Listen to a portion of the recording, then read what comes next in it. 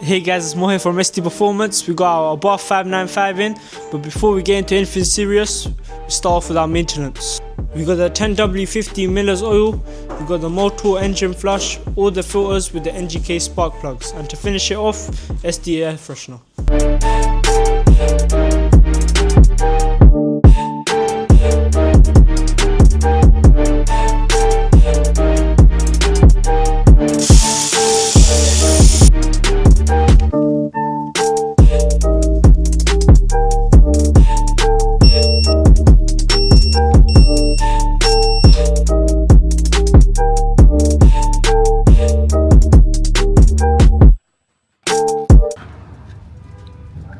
Why's it got tight again?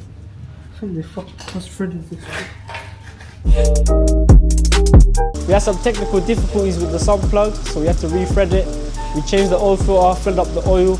It's looking good for now with no leaks, but we're still going to change the sump pan on a later date. Maintenance is all done. We've benched the ECU, put a stage on there with a couple crackles. Take a listen to it.